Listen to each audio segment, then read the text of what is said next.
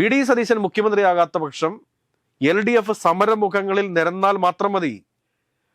ഭരണപക്ഷത്തിന്റെ വീഴ്ചകൾ എണ്ണി എണ്ണി പറയാൻ ഇവിടെ വി ഡി സതീശൻ മറ്റൊരു പ്രതിപക്ഷ നേതാവായിട്ട് രംഗത്തുണ്ടാവും. എല്ലാ ലോക്കൽ കമ്മിറ്റി മീറ്റിങ്ങുകളിലും എല്ലാ ഏരിയ കമ്മിറ്റി മീറ്റിങ്ങുകളിലും ഒരു പ്രാവശ്യം പോയിരുന്ന് സംസാരിച്ച് എന്തെങ്കിലും തെറ്റുകൾ ഉണ്ട് എന്നുണ്ടെങ്കിൽ അത് പരിഹരിച്ച് മുൻപോട്ട് പോകാനായിട്ട് സാധിച്ചു കഴിഞ്ഞാൽ 2029 നടക്കുന്ന ലോക്സഭാ തെരഞ്ഞെടുപ്പോടുകൂടി ഈ ഇടതുപക്ഷ ജനാധിപത്യ മുന്നണി തിരിച്ചു വരും. ആ പിണറായി വിജയനെ സംബന്ധിച്ച് കണ്ണൂരിലെ പാർട്ടിക്കകത്തെ പ്രശ്നങ്ങളൊക്കെ അവസാനിപ്പിച്ച് കണ്ണൂരിലെ പാർട്ടിയെ സെറ്റ് ചെയ്യാൻ വേണ്ടിയിട്ട് സാധിക്കില്ല എന്നാരെങ്കിലും കരുതുന്നുണ്ടോ? നമ്മളൊക്കെ അദ്ദേഹത്തെ ഇലക്ഷന് ശേഷം വിമർശിച്ചിട്ടുണ്ട്.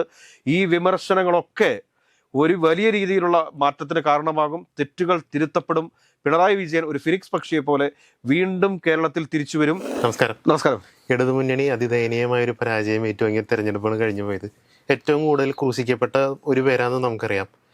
പണ്ട് മറ്റേ VS അച്യുതാനന്ദൻ തെരഞ്ഞെടുപ്പ് തോറ്റപ്പോൾ ഒരു ബനീനെ കിട്ടുമെന്ന് മാധ്യമങ്ങളെ കണ്ടു എന്നൊക്കെ പറഞ്ഞ് കമ്പയർ ചെയ്തിട്ടായിരുന്നു പിണറായിയുടെ മൗനത്തെ മാധ്യമങ്ങൾ ആഘോഷിച്ചത്.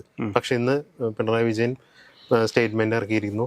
പരാജയം ഞങ്ങൾ സമ്മതിക്കുന്നു, ജനവിധി മാനിക്കുന്നു എന്ന് വെച്ച് ഇത് ഇടതുപക്ഷത്തിന്റെ അവസാനമല്ല, തിരിച്ചു വരും എന്നൊക്കെ പറയുന്നുണ്ട്. ഇത് പ്രവർത്തകരെ ഉത്തേജിപ്പിക്കാനുള്ള വെറും വാക്കുകളാണോ അതോ അല്ലെങ്കിൽ കാരണം നമുക്കറിയാം അങ്ങനെ ഒരു പരാജയം കൊണ്ട് തകർന്നു തരിപ്പണമാവുന്ന ഒരു സംവിധാനമല്ല LDFന്റെ എന്ന് നമുക്കറിയാം.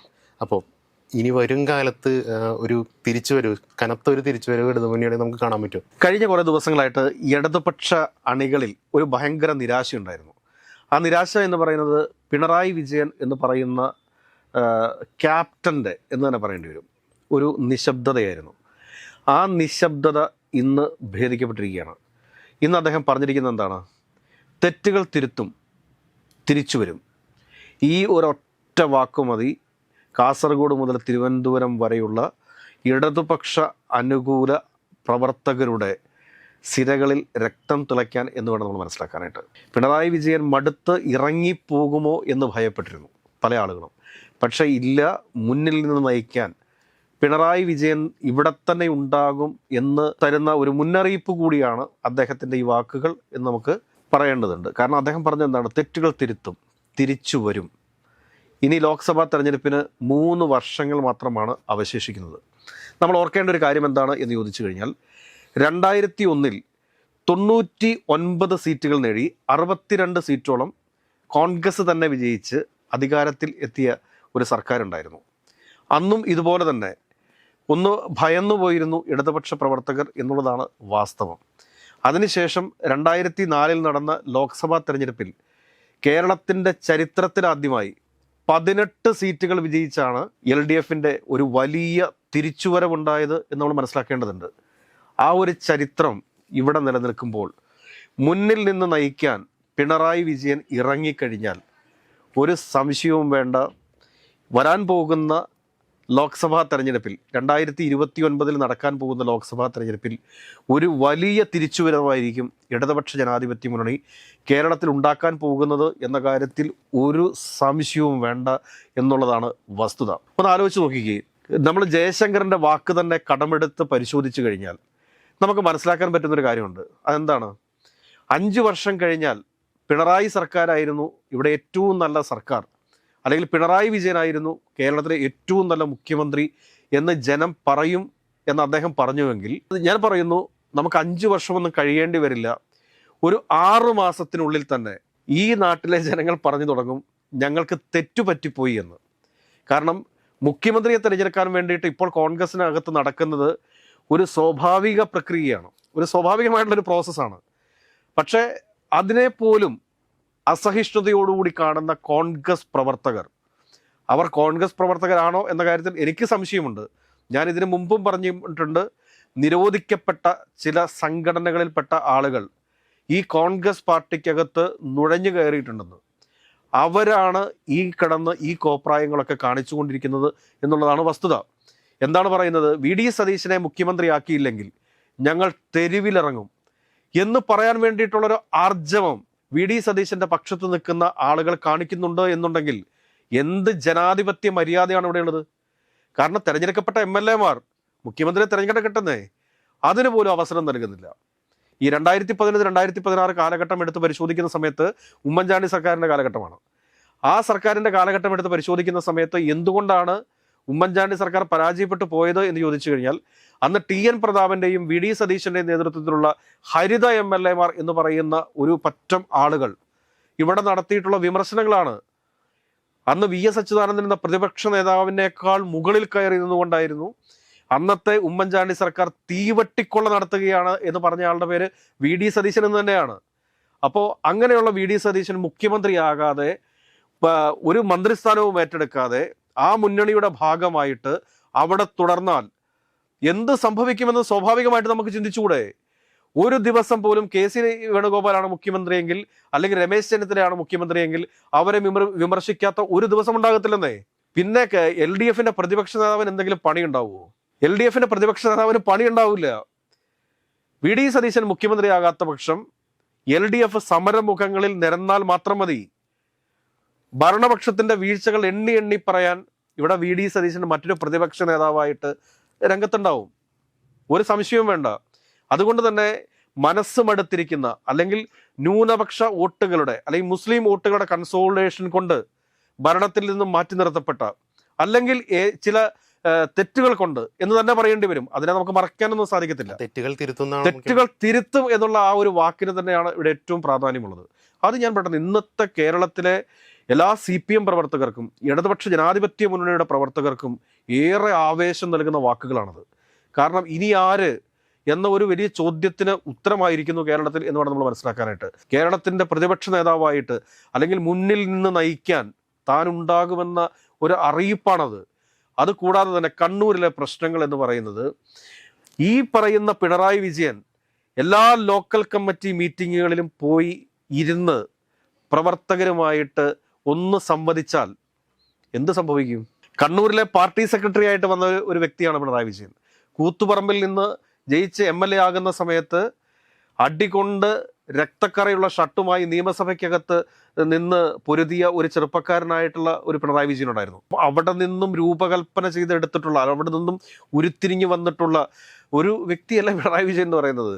ആ പിണറായി വിജയനെ സംബന്ധിച്ച് കണ്ണൂരിലെ പാർട്ടിക്കകത്തെ പ്രശ്നങ്ങളൊക്കെ അവസാനിപ്പിച്ച് കണ്ണൂരിലെ പാർട്ടിയെ സെറ്റ് ചെയ്യാൻ വേണ്ടിയിട്ട് സാധിക്കില്ല എന്ന് ആരെങ്കിലും കരുതുന്നുണ്ടോ? എല്ലാ ലോക്കൽ കമ്മിറ്റി മീറ്റിങ്ങുകളിലും എല്ലാ ഏരിയ കമ്മിറ്റി മീറ്റിങ്ങുകളിലും ഒരു പ്രാവശ്യം പോയിരുന്ന് സംസാരിച്ച് എന്തെങ്കിലും തെറ്റുകൾ ഉണ്ട് എന്നുണ്ടെങ്കിൽ അത് പരിഹരിച്ച് മുൻപോട്ട് പോകാനായിട്ട് സാധിച്ചു കഴിഞ്ഞാൽ 2029 നടക്കുന്ന ലോക്സഭാ തെരഞ്ഞെടുപ്പോടുകൂടി ഈ ഇടതുപക്ഷ ജനാധിപത്യ മുന്നണി തിരിച്ചു വരും. പിന്നീട് 2031 നടക്കാൻ പോകുന്ന നിയമസഭാ തെരഞ്ഞെടുപ്പിൽ നിസ്സംശയം നമുക്ക് പറയാൻ വേണ്ടിയിട്ട് സാധിക്കും, ഇവിടെ ആരധികാരത്തിൽ വരുമെന്ന് ചോദിച്ചു കഴിഞ്ഞാൽ LDF തന്നെ അധികാരത്തിൽ വരും. അതിന് ഒരു വാക്കുകളില്ല. പലരും പറയുമായിരിക്കും അദ്ദേഹത്തിൻ്റെ ആരോഗ്യം മോശമാണ് എന്ന്, അല്ലെങ്കിൽ അദ്ദേഹം ഭയങ്കര ടെൻസ്ഡായി പോകുമെന്ന്. ഈ 5 വർഷം മുന്നിൽ നിന്ന് പൊരുതി ഭരണത്തിലേക്ക് തിരിച്ചു വരാനുള്ള ആരോഗ്യമില്ല എന്നുള്ള രീതിയിലൊക്കെ നെഗറ്റീവ്സ് വെറുതെയാണ്. അദ്ദേഹത്തിന്റെ ആരോഗ്യത്തിനൊന്നും ഒരു പ്രശ്നവും ഉണ്ടെന്ന് എനിക്ക് തോന്നുന്നില്ല. കാരണം ഈ വരുന്ന 5 വർഷവും ഞാനൊക്കെ തന്നെ പറഞ്ഞിട്ടുണ്ട്, 1-2 വർഷം കഴിയുമ്പോഴത്തേക്ക് അദ്ദേഹം മാറിക്കൊടുക്കുമായിരിക്കുമെന്ന്. പക്ഷേ പരാജിതനായിട്ട് അദ്ദേഹം ഇറങ്ങിപ്പോയി കഴിഞ്ഞാൽ പ്രതിപക്ഷം ഉന്നയിക്കുന്ന കാര്യങ്ങളെല്ലാം സമ്മതിച്ചു. ഒരു പരാജിതനായ പടത്തലവനായിട്ട് ഒരിക്കലും പിണറായി വിജയൻ ഈ കേരള രാഷ്ട്രീയത്തിൽ നിന്ന് മാറി നിൽക്കത്തില്ല. അദ്ദേഹം ഒരു ഫിനിക്സ് പക്ഷിയെപ്പോലെ തന്നെ തിരിച്ചു വരും. ആ തിരിച്ചുവരവിന് തുടക്കം കുറിച്ചുകൊണ്ടുള്ള ആദ്യത്തെ ഒരു ഡയലോഗാണ് ഒരുമിച്ച് നിന്നാൽ തെറ്റുകൾ തിരുത്തി നമുക്ക് തിരിച്ചു വരാം എന്ന് പറഞ്ഞു കഴിഞ്ഞു. അതിൽ എല്ലാം അടങ്ങിയിട്ടുണ്ട്. ഒരു വലിയ മൈതാന പ്രസംഗത്തിന്റെ ആവശ്യമില്ല, ഒരു വലിയ പത്രസമ്മേളനത്തിന്റെ ആവശ്യമില്ല. പിണറായി വിജയൻ എന്ന് പറയുന്ന മുഖ്യമന്ത്രി കഴിഞ്ഞ 10 വർഷക്കാലം കേരളത്തിൽ ചെയ്ത കാര്യങ്ങൾ ഇവിടെ ഇങ്ങനെ തന്നെ നിൽക്കും. ഇനി വരാൻ പോകുന്ന ദിവസങ്ങളിൽ വി.ഡി. സതീശൻ മുഖ്യമന്ത്രി ആയിട്ടില്ലെങ്കിൽ സ്വസ്ഥതയോടെ ഭരിക്കാനായിട്ട് UDF-ന്റെ ആര് മുഖ്യമന്ത്രി ആയാലും സമ്മതിക്കുമെന്ന് എനിക്ക് തോന്നുന്നില്ല.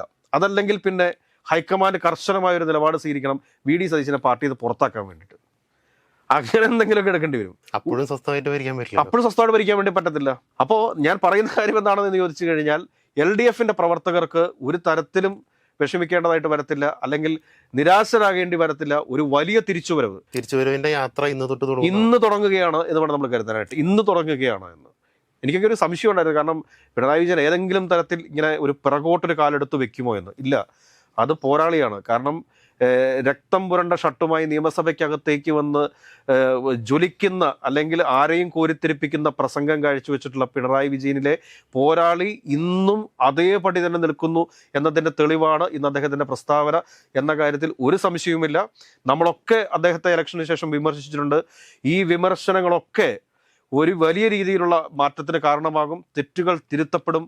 പിണറായി വിജയൻ ഒരു ഫിനിക്സ് പക്ഷിയെ പോലെ വീണ്ടും കേരളത്തിൽ തിരിച്ചു വരും. അതായത് ഭരണപക്ഷത്തിൻ്റെ നെഞ്ചിടിപ്പേറാൻ പോകുന്ന ദിവസങ്ങളായിരിക്കും ഇനി നിയമസഭയ്ക്കകത്ത് ഉണ്ടാകാൻ പോകുന്നത് എന്ന് തന്നെ നമ്മൾ വേണം കരുതാനായിട്ട്. വലിയൊരു പ്രതിപക്ഷ സ്വരമായിട്ട് അദ്ദേഹം മുന്നിൽ നിന്ന് നയിച്ചു കഴിഞ്ഞാൽ CPM-ൻ്റെ യുവജന സംഘടനകളും വിദ്യാർത്ഥി സംഘടനകളും പോരാട്ടത്തിന് തയ്യാറായി മുമ്പിൽ തന്നെ ഉണ്ടാവും. പാർട്ടിക്കകത്തുള്ള എല്ലാ പ്രശ്നങ്ങളും, കാരണം കഴിഞ്ഞ ദിവസം തന്നെ അദ്ദേഹം വിമാനത്താവളത്തിൽ മുഖ്യമന്ത്രിയായിട്ട്, കാവൽ മുഖ്യമന്ത്രിയായിട്ട് വന്നിറങ്ങുന്ന സമയത്തും ഔദ്യോഗിക വാഹനം വേണമെങ്കിൽ അദ്ദേഹത്തിന് ഉപയോഗിക്കാം. പക്ഷേ ഔദ്യോഗിക വാഹനങ്ങളോ അകമ്പടിയോ ഇല്ലാതെ വി ശിവൻകുട്ടിയുടെയും A റഹീം MP-യുടെയും കൂടെ വണ്ടിയിൽ കയറി ഭാര്യയും മകളും ഒത്തു പോകുന്ന കാഴ്ച നമ്മൾ കണ്ടതാണ്. പത്രക്കാരെ നോക്കി ചിരിച്ചുകൊണ്ട് പോകുന്ന പിണറായി വിജയൻ്റെ രൂപം നമ്മൾ കണ്ടതാണ്. അത് തന്നെ കേരളത്തിന് വലിയൊരു ആവേശമാണ്. അത് തന്നെ CPM പ്രവർത്തകർക്കിടയിൽ പശ്ചാത്താപം ഒരുക്കിയിട്ടുണ്ട്. കാരണം CPM പ്രവർത്തകർ എന്ന് പറഞ്ഞു കഴിഞ്ഞാൽ CPM-ന് എതിരെ വോട്ട് ചെയ്തിട്ടുള്ള ആളുകൾക്ക് അത് മതി, ആ ഒരൊറ്റ യാത്ര മതി. അതായത് AKG സെൻറ്ററിലെ വണ്ടിയിൽ കയറി AKG സെൻറ്ററിലേക്ക് പോയ പിണറായി വിജയൻ്റെ ആ ഒരു വിഷ്വൽ, അത് ഇടതുപക്ഷ പ്രവർത്തകർക്കിടയിൽ വലിയ തോതിലുള്ള ഒരു പുനർവിചിന്തനത്തിന് കളമൊരുക്കിയിട്ടുണ്ട്. ഈ പറഞ്ഞ TK ഗോവിന്ദനും ഈ പറഞ്ഞ V കുഞ്ഞികൃഷ്ണനും ഉൾപ്പെടെ ഉള്ള അല്ലെങ്കിൽ അവരെ അനുകൂലിക്കുന്ന ആളുകളൊക്കെ പാർട്ടിയിലേക്ക് തിരിച്ചെത്തും എന്ന് തന്നെ വേണം നമ്മൾ കരുതാനായിട്ട്. അതിനപ്പുറത്ത് മറ്റൊരു വാക്കുകൾ നമുക്ക് പറയാനുള്ള PK ശശി പോലും പറഞ്ഞു UDF എന്നെ അടി പട്ടലം പുറകിൽ നിന്നും മുമ്പിൽ നിന്ന് സൈഡിൽ നിന്നും ഒക്കെ കുത്തിയെന്ന് പറഞ്ഞു. ഞാനിപ്പോഴൊരു കമ്മ്യൂണിസ്റ്റാണ് എന്ന് പറയേണ്ട ഒരു അവസ്ഥയിലേക്ക് എത്തിയെന്ന് വേണം നമ്മൾ കാണാനായിട്ട്. ഏതൊക്കെയായാലും പാർട്ടിക്ക് പറ്റിയിട്ടുള്ള ചില തെറ്റുകളൊക്കെ തിരുത്തിക്കൊണ്ട് അല്ലെങ്കിൽ ധാർഷ്ട്യമൊക്കെ മാറ്റിക്കൊണ്ട് ഈ പാർട്ടി ഇടതുപക്ഷ ജനാധിപത്യ മുന്നണി അതിശക്തമായിട്ട് വരും ദിവസങ്ങളിൽ കേരളത്തിൽ നിലയുറപ്പിക്കും എന്ന കാര്യത്തിൽ ഒരു സംശയവും വേണ്ട. ഒരു വർഗീയ ശക്തികൾക്കും കേരളത്തെ വിട്ടുകൊടുക്കാനായിട്ട് ഇടതുപക്ഷ ജനാധിപത്യ മുന്നണി തയ്യാറാകില്ല എന്ന് തന്നെ വേണം നമ്മൾ കരുതാനായിട്ട്.